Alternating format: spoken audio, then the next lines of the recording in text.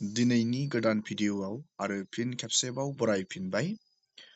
अरुणोदय 3.0 नि मोनसे big update लानानै फैदों नोंथांमोननि गेजेराव। जुदि नोंथाङा बिटिसि एरियायाव गोग्लैयो, नैबे अरुणोदय 3.0 नि थाखाय जुदि नोंथाङा आर'जलाइ गथायदोंमोन, जानो हागौ नोंथांनि बेंक एकाउन्टआव राङा हाबथ'वाखैमोन, जाय बिथांमोना सिलेक्ट जाबाय। नोंथांमोना मिथिदों आसामनि दाब दाब जायगायाव नैबे 3.0 नि रांखौ सोगासिनो दं, मासावनो मास सोगासिनो दं। नाथाय बिटिसि एरियायाव गोग्लैनाय बेनिफिसारिफोरनि बेंक एकाउन्टआव नैबे 3.0 नि राङा हाबथ'वाखैमोन। आसाम गभर्नमेन्टआ मोनसे बिग आपडेट फोसावदों 3.0 नि रां सोनायनि, जोंनि बिटिसिनि। आङो बे आपडेटखौ नोंथांमोननो होगोन। आरो गोबां गोदान बेनिफिसारिफोरा अरुणोदय 3.0 आव एप्लाइ खालामदों। गोदानै लाख लाख बेनिफिसारिफोरा अरुणोदय 3.0 नि 1250 रां बेखौ मोननो थांगासिनो दं। नाथाय गभर्नमेन्टआ मोनसे आपडेट फोसावबावदों। गोबांनियानो नैबे अरुणोदयानो जा, पिएम किसानानो जा, गभर्नमेन्टआ रां सोबाथाय गोबांनियानो जाय बिथांमोना अलरेडि सिलेक्ट जाखानानै थायो, बिथांमोननि बेंक एकाउन्टआव राङा सहरबाबो राङा हाबा। बेनिखायनो आं नोंथांमोननो मोनसे बिग आपडेट खोथाहरगोन। जुदि नोंथाङा नैबे अरुणोदय 3.0 बे स्किमनि थाखाय एप्लाइ खालामदों, गभर्नमेन्टआ जेब्ला नैबे स्किमनि रांखौ सोनानै हरगोन, नोंथाङा डाइरेक्ट बेंक एकाउन्टआव बोरैहाय बे रांखौ मोननो हागोन, नोंथाङा मा खालामोब्ला मोननो हागोन, बेनि आपडेटखौ आं नोंथांमोननो खोथाहरगोन। आरो 3.0 नि फाइनाल रां सोनायनि डेटखौबो जोङो दिनैनि नैबे भिडिअनि जोहै सावरायगोन। आरो अरुणोदय 3.0 आव जाय बिथांमोना एप्लाइ खालामदों, नोंथांमोना गावबा गावनि बेनिफिसारि सिलेक्टेड बेनिफिसारि लिस्टखौ बोरै नायो, बेनि आपडेटखौबो आं नोंथांमोननो खोथाहरगोन। बोरैहाय नोंथाङा अरुणोदय 3.0 नि लिस्टआव नोंथांनि नामा फैदोंना फैयाखै, बेखौ बोरै नायनो, बेनि आपडेटखौबो आं नोंथांमोननो खोथाहरगोन। नोंथांमोना जुदि इन्टारेस्टेड, भिडिअखौ जोबजासे नायलांबाय थाबानो जाबाय। आरो बेफोरबायदिनो गोदान गोदान आपडेट, डिटेल स्किम, डिजिटेल खौरां जुदि नोंथाङा मिथिबाय थानो सानदों, जुदि चेनेलाव गोदान फैदों, चेनेलखौ साबस्क्राइब खालामबानो जाबाय। दानिया जोङो गिबियावनो नायग्रोगोन अरुणोदय नैबे 3.0 नि रां सोनायनि जोङो फाइनाल आपडेटखौ जोङो नायगोन। दा भिडिअनि जोबनायथिंबो आङो नोंथांमोननो मोनसे क्लिप होना होगोन। नैबे नभेम्बर मान्थ जोबनायनि नैबे डिसेम्बरनि 12आव आसाम गभर्नमेन्टआ बिग एनाउन्समेन्ट खालामदों। जोंनि बड'लेण्ड टेरिटरियेल काउन्सिल एरियायाव गोग्लैनाय जाय बिथांमोना सिलेक्ट जादों नैबे अरुणोदय 3.0 नि रांनि थाखाय, जाय बिथांमोना इलिजिबोल जादों, नोंथांमोना डिसेम्बर नैबे 12आव नोंथांमोना रां मोननो थांगासिनो दं। बे आपडेटखौ आसामनि CMआ गावनि फेसबुक पेजनि गेजेरजों फोसावदों। गोबाङानो मिथिखादों आरो खायसे मिथियाखै। जाय बिथांमोना मिथियाखै, नोंथांमोना नैबे डिसेम्बर मान्थनि 12 तारिख खालि अरुणोदय 3.0 नि रां 1250 रांखौ नोंथांमोना बेंक एकाउन्टआव मोननो थांगासिनो दं।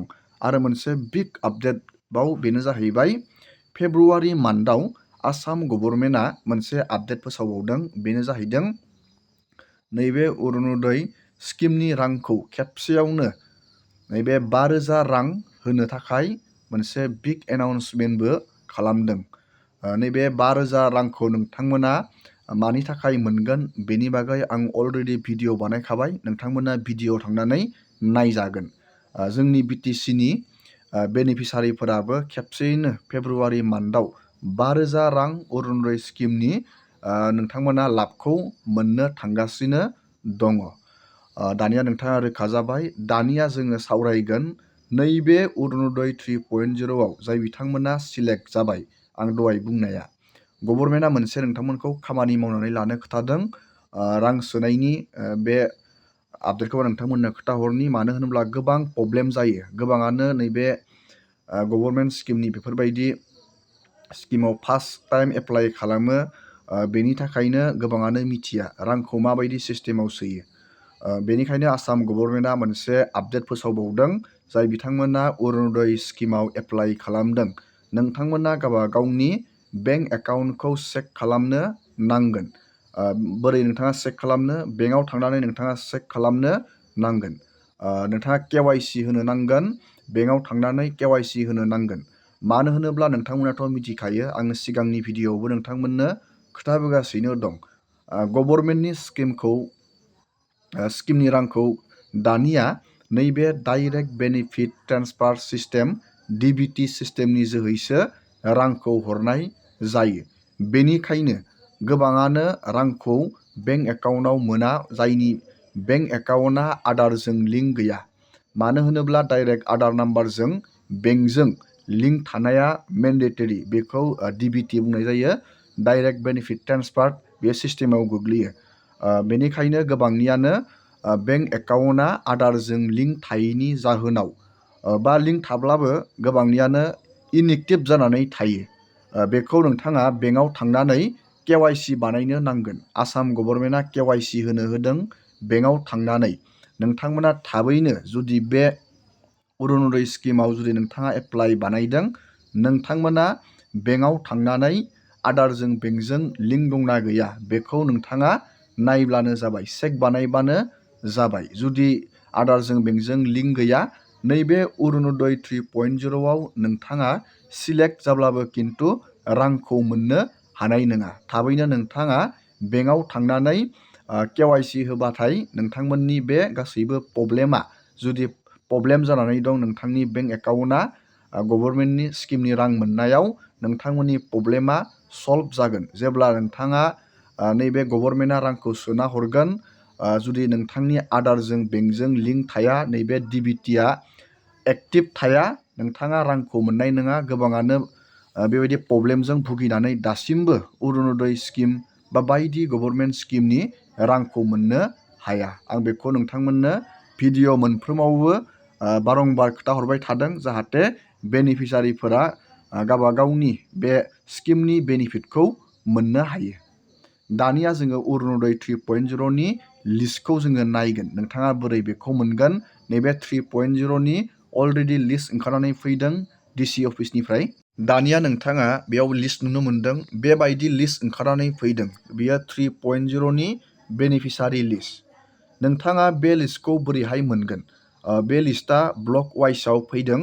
नोंथांमोना गावबा गावनि नोंथाङा ब्लकआव थांनानै नैबे लिस्टखौ चेक खालामबानो जाबाय। बे अरुण'दय 3.0नि लिस्टखौ नोंथाङा ब्लकआव थांनानै खौरां लाबानो जाबाय, बा नोंथाङा बेखौ VCDC लेभेलावबो मोननो हागोन। अरुण'दय 3.0नि लिस्टखौ बेयो अलरेडि अरुण'दय 3.0नि लिस्ट बेखौ लन्च खालामनानै होबाय। नोंथाङा बेखौ अनलाइन नुनो मोननाय नङा। नोंथाङा जास्ट भिजिट खालामनांगोन ब्लकआव, बा नोंथाङा VCDC अफिसफोराव थांनानै नोंथाङा चेक खालामनो हागोन। बेबायदि लिस्ट ओंखारनानै फैबाय। दिनैनि भिडिअ'खौ आङो बेखिनियावनो फोजोबबाय। नोंथांमोना भिडिअ'खौ नायनानै मोजां मोनदोंबा लाइक खालामबानो जाबाय, चेनेलाव गोदानबा चेनेलखौ साबस्क्राइब खालामबानो जाबाय, शेयार खालामबानो जाबाय। एसेनोसै।